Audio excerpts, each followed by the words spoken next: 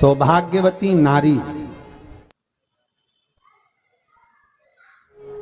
जितना भजन पूजन करती है, सौभाग्यवती नारी जितना भगवत नाम स्मरण करती है, भगवत पूजन करती है, व्रत करती है, साधना करती है, तप करती है, पूजन करती है, पाठ करती है, आराधना करती है, अर्चना करती है, उस सौभाग्यवती नारी का किया हुआ दान, पुण्य, धर्म, भजन, कीर्तन, स्मरण, सेवा, चाकरी उसके पति के भी काम आती है और उसके पुत्र और पुत्री के भी काम आती है। एक सौभाग्यवती नारी के द्वारा किया, आवाज पकड़ रहा है, एक सौभाग्यवती नारी के द्वारा किया गया भजन, पूजन, स्मरण, संकीर्तन, नाम जाप, नाम कीर्तन उसके पति के भी काम आ रहा है और उसके बच्चों के भी काम आ रहा है। देखिए कितना सुंदर शिव महापुराण में चरित्र आया है वृंदा देवी का कि वृंदा जितना नाम जाप करती है, वृंदा जितना नाम भजन करती है, वृंदा जितना नाम स्मरण करती है, उसके पति को उसका लाभ है। सोमवार के व्रत का अगर आप विधान देखेंगे, और हम तो कहते हैं केवल 16 सोमवार से ही मतलब मत रखो। आप माताएं अगर एकादशी का व्रत कर रही है, सोमवार का कर रही है, मंगलवार का कर रही है, बुधवार का करे, गुरुवार का करे, चतुर्थी का करे, तीज का करे, छठ का करे, आप जो भी व्रत करते हो उस व्रत का विधान स्कंद पुराण में लिखा हुआ है। और स्कंद पुराण में क्या वर्णन लिखते हैं कि नारी जब सौभाग्यवती हो जाती है, लड़की की जब शादी हो जाती है और वो अपने पति के घर में जब रह रही होती है, पति के संग रह रही होती है, तो पति के घर में रहकर जितना भजन पूजन करती है, जितना स्मरण करती है, वो उसके द्वारा किया गया भजन, पूजन, व्रत, आराधना, उद्यापन, चाकरी, दर्शन, ये सब का फल उसके पति के खाते में भी जाता है और उसके पुत्र और पुत्री के भी खाते में जाता है। पर उसमें एक बात का विशेष ध्यान रखना, स्कंद पुराण कहती है कि आप व्रत को उठाएं। आपने व्रत उठाया, कहां उठाया? पति के घर से उठाया, ठीक है। आपने व्रत उठाया सोमवार का, 16 सोमवार का, पशुपतिनाथ का, या गुरुवार का, या मंगलवार का, या बुधवार का, जो भी व्रत आपने उठाया वो पति के घर से उठाया। अब आपका फर्ज क्या है कि व्रत आप अगर कर रही हो तो पति के घर का ही अन्न, पति के घर का ही जल,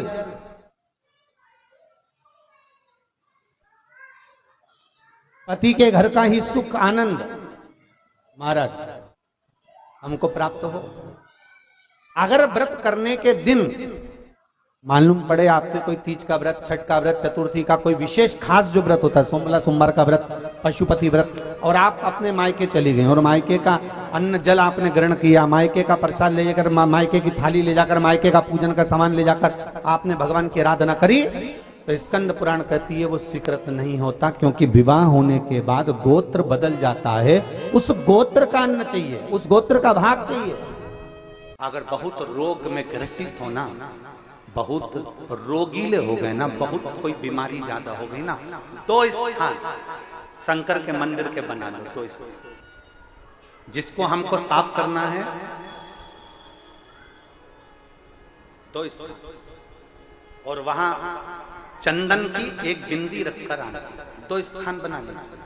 पहला ये जो जलाधारी है, अशोक सुंदरी वाला जो स्थान है, पहला स्थान अशोक सुंदरी का स्थान, जहां पर बीच में एक मोटी सी लाइन रहती है, उसके आसपास में जो जगह रहती है उस जगह को जल से साफ करिए, और जल से साफ करने के बाद में उसी को अपने शरीर पर थोड़ा सा लगाइए, हाथ को धो लीजिए, थोड़ी सी चंदन की बिंदी दोनों ओर लगा दीजिए। पहला स्थान। दूसरा स्थान जहां से पानी बहकर जाता है, उस पूरे स्थान पर से कहीं भी एक तुम्हारा मन कर जाए, उस स्थान को थोड़ा सा हाथ से और जल से साफ कर दो, और वहां हाथ को अपने हृदय से या शरीर में जहां रोग है, तकलीफ है, बहुत कष्ट है, बहुत दर्द है, उस स्थान पर लगाओ, और चंदन की हाथ धोने के बाद चंदन की एक बिंदी उस स्थान पर, वो नाली वाली जगह पर कहीं पर भी रख दीजिए। ये दो जगह आप साफ करना सीख जाओ। ये दो स्थान आपने अगर साफ करे हैं तो निश्चित है कितनी भी बड़े से बड़ी बीमारी है उसका रिजल्ट अच्छा ही आएगा, वो बीमारी समाप्त होगी।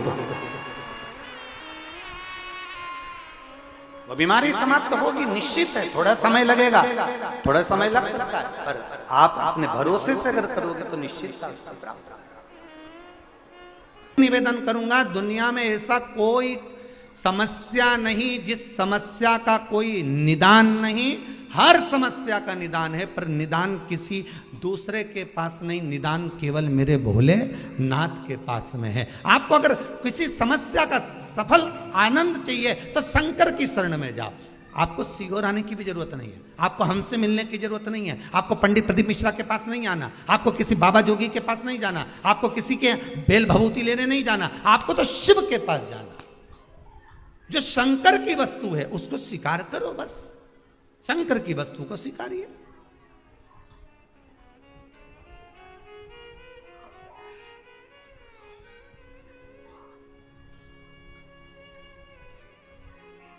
शंकर की वस्तु को स्वीकार करना चालू कर दीजिए।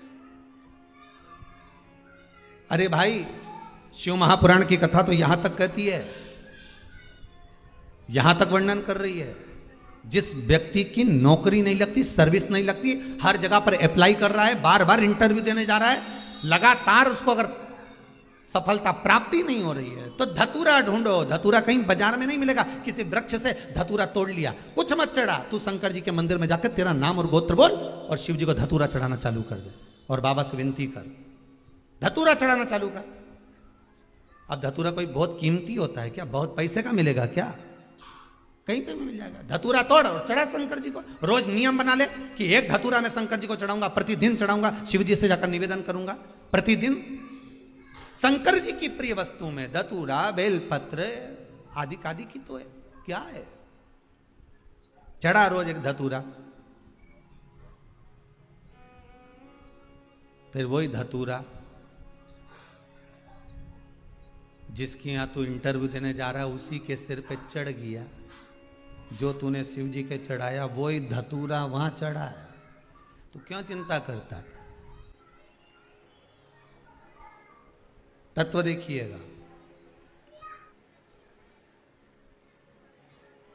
कई लोग कहते हैं महाराज जी, जिस रुद्राक्ष को हम पहनते हैं उस रुद्राक्ष को कहां नहीं पहनकर जाना चाहिए? 5 स्थान बताएं जहां रुद्राक्ष पहनकर नहीं जाया जाता। कितने स्थान हैं? 5। और रुद्राक्ष को 5 स्थान पर पहनकर नहीं जाते, पर रुद्राक्ष के लिए वर्णन किया गया है कि रुद्राक्ष कब कब उतार कर उसको वापिस अभिमंत्रित करना चाहिए। 5 जगह पहनकर नहीं जाना चाहिए और रुद्राक्ष को अभिमंत्रित करना मतलब सीधा अमावस्या के दिन, पूर्णिमा के दिन, शिवरात्रि के दिन, श्रावण महीने के सोमवार को, प्रदोष के दिन, ये दिन आपके शरीर में जहां पर भी रुद्राक्ष है, आपके गले में अगर आप रुद्राक्ष पहने हो, आपके हस्त कमल में आप रुद्राक्ष पहने हो, आपने अपने पास में कहीं रुद्राक्ष रख रखा है, तो उस रुद्राक्ष को अमावस्या, पूर्णिमा, शिवरात्रि या श्रावण का सोमवार या प्रदोष आदि इस दिन उस रुद्राक्ष को एक बार दूध में धोने के बाद उसमें थोड़ा सा सरसों का तेल अवश्य लगाना चाहिए। क्या होगा उससे? उससे होगा क्या? शिव महापुराण की कथा कहती है, महाराज रुद्राक्ष को दूध में धोने के बाद, स्नान कराने के बाद जल से स्नान कराया, थोड़ा सा सरसों का तेल लगा दिया। महाराज क्या मिलता है उससे? तो कहा उस रुद्राक्ष में बल प्राप्त होता। कौन सा बल? जो शरीर के अंदर बीमारियां बढ़ती हैं, उस बीमारी को वो रुद्राक्ष धीरे धीरे समाप्त करना प्रारंभ कर देता है। पर एक और चीज याद रखना, जिस रुद्राक्ष के पानी को आप बीमारी के समय पर गलाकर पीते हो, उसमें सरसों का तेल नहीं लगाना।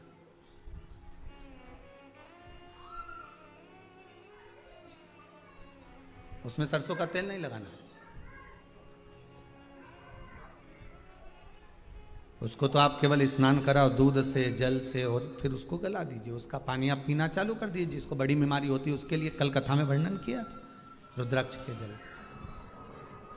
रुद्राक्ष का जल पिया जाता है शरीर के अंदर से रोग को, बीमारी को हटाने के लिए, रोग बीमारी को समाप्त कर। कथा कहती है आत्मा लिंग है, और उस आत्मलिंग को जिस दिन हमने जान लिया, हम कहते हैं कि भगवान के मंदिर में जाते हैं, जब शिव जी के मंदिर में जाते हैं, भगवान का भजन करने जाते हैं, दर्शन करने के लिए जाते हैं, जब भगवान के मंदिर में पहुंचते हैं,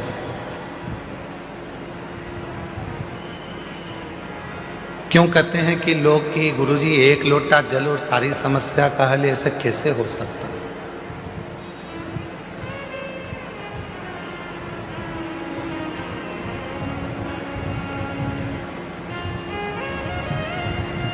कैसे हो सकता?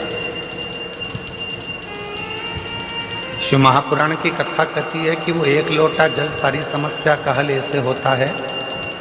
घर से जब हम जल लेकर चलते हैं तो भगवान देवाधिदेव महादेव के पास में भरोसा लेकर जाते हैं, विश्वास लेकर जाते हैं।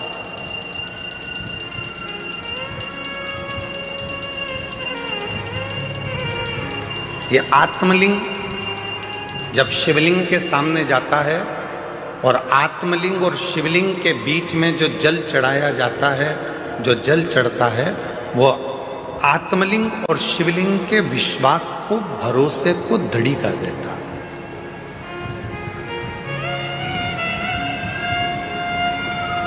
फिर दुनिया का ऐसा कोई काम नहीं रहता जो आप कर नहीं सकते।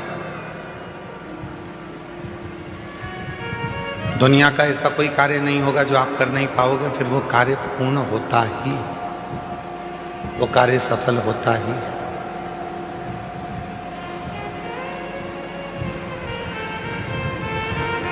एक सुंदर चरित्र, उधर आवाज नहीं जा रही है भाई, आप आवाज खोल रहे हो परंतु वो गूंज रही है, उसको डीले कम करो, क्योंकि वैसे ही वो हॉल है ना, तो गूंज रही है। और आवाज को क्लियर करो, और इधर साइड में आवाज नहीं जा रही। तुम्हारे लड़कों को भेजो उधर सुनने के लिए। उधर भी नहीं आ रही है क्या? उधर भी लड़कों को भेजिए। शिव कथा कह रही है, भगवान देवाधिदेव महादेव का चरित्र कह रहा है, भगवान शंकर की पवित्र कथा कह रही है। शिव को रामचरितमानस में विश्वास कहा, और जब व्यक्ति के जीवन में विश्वास प्रबल हो जाता है, भरोसा दृढ़ हो जाता है, तो उसका कार्य अपने आप सफल होना प्रारंभ हो जाता है। अपने आप वो कर्म भी करता है, मेहनत भी करता है, परिश्रम भी करता है, और शिव पर भरोसा कर आगे भी बढ़ता है। पर कभी कभी ऐसा योग भी बन जाता है कि हम मंदिर जाते जाते, भगवान का दर्शन करते करते, भगवान को एक लोटा जल चढ़ाते चढ़ाते, भजन करते करते, कभी कभी ऐसा भी समय आ जाता है कि हमारा मन, एक दिन ऐसा होता है कि अब मंदिर नहीं जाऊं तो अच्छा, बहुत दिन हो गए।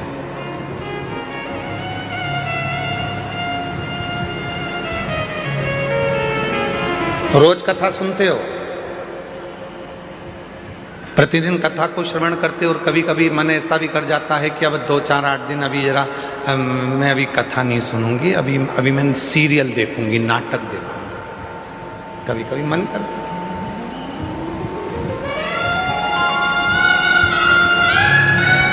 रोज ही तो सुनते हैं।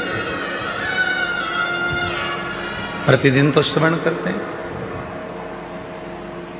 तो अब मैं कथा ना सुनकर मैं नाटक देखूंगी, सीरियल देखूंगी। आवाज गूंज रही है, खींच के बोलना पड़ रहा है, आवाज को क्लियर करो आवाज।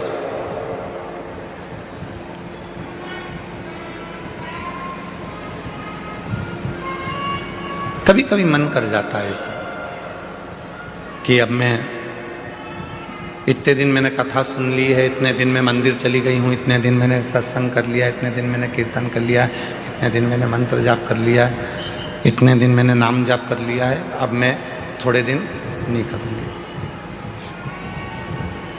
क्यों? कभी आपने विचार करा कि ऐसा मन में भाव क्यों आ जाता है? किस लिए आ जाता है? गुरु में और भगवान में एक बहुत बड़ा अंतर है। गुरु में और परमात्मा में एक बहुत बड़ा अंतर है। गुरु में और ईश्वर में एक बहुत बड़ा अंतर है। गुरु में और भगवान में एक बहुत बड़ा अंतर है। गुरु का काम है आपको मंदिर तक भेजना। गुरु का काम है आपके हाथ में माला पकड़ाना। गुरु का काम है आपको शंकर के मंदिर तक भेजना। गुरु का काम है आपको कथा तक भेजना। गुरु का काम है आपको भजन तक भेजना। गुरु का काम है आपको मंदिर तक भेजना। और परमात्मा का काम क्या है? भगवान का काम क्या है? बिल्कुल इसके विपरीत। गुरु क्या करेगा? माला पकड़ाएगा। भगवान क्या करेगा? माल पकड़ा के माला छुड़ा देगा। गुरु क्या करेगा? मंदिर पहुंचाएगा। भगवान क्या करेगा? मंदिर से दूर हटाएगा। भगवान क्या करेगा? तुम्हें मंदिर से दूर भगाएगा। क्यों? अगर यह मंदिर आता रहेगा तो मुझे देते रहना पड़ेगा, इसलिए इसको एक बार में इतना दे देता हूं कि ये व्यस्त हो जाएगा, इतना व्यस्त हो जाएगा कि मंदिर आना छोड़ देगा तो मैं इसको देना छोड़ दूंगा। और गुरु क्या कर रहा है? मंदिर जा। गुरु क्या कर रहा है? एक लोटा जल चढ़ा। गुरु क्या कर रहा है? माला पकड़। गुरु क्या कर रहा है? कथा सुनो, रोज सुनो, 15 मिनट सुनो, 5 मिनट सुनो, 10 मिनट सुनो, 15 मिनट सुनो, 20 मिनट सुनो, पर प्रतिदिन कथा सुनो, ये गुरु कह रहा है। और भगवान क्या कर रहा है? इसको आज ऐसी फिल्म में उलझाऊंगा कि आज की कथा पूरी इसकी छुड़ा दूंगा। कथा छूटी, वो कहते हैं ना, तू बोला मैं चला, विक्रम बेताल। कथा छुड़ा।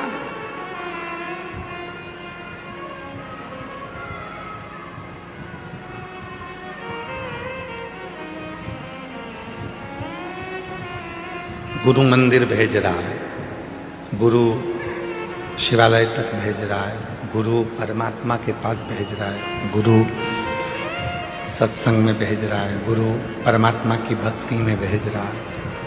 और परमात्मा मंदिर को छुड़ा रहे हैं, माला छुड़ा रहे हैं, सत्संग छुड़ा रहे हैं, भजन छुड़ा रहे हैं। अगर ये भजन करता रहेगा, सत्संग करता रहेगा, नाम जाप करता रहेगा, स्मरण करता रहेगा, तो मुझे देते रहना पड़ेगा। वो छुड़ा रहा। पर मेरी जीजियों, मेरे जीजाओं, मेरी बेटियों, बेटाओं, मेरे बुजुर्ग माँ बाप, एक बात को याद रखना अपनी जिंदगी में, कितनी भी उलझन जिंदगी में आ जाए और कितनी भी दौलत जिंदगी में मिल जाए, आप शंकर भगवान के मंदिर जाना मत छोड़ना। वो तुम्हारी उलझन मिटाना नहीं छोड़ेगा। वो तुम्हें सुख भी देगा, आनंद भी देगा, खुशियाँ भी देगा, सारा वैभव भी देगा, सब कुछ प्रदान करेगा और तुम्हारे जीवन की सारे दुखों को, सारी तकलीफों को, सारे कष्टों को मिटा भी देगा।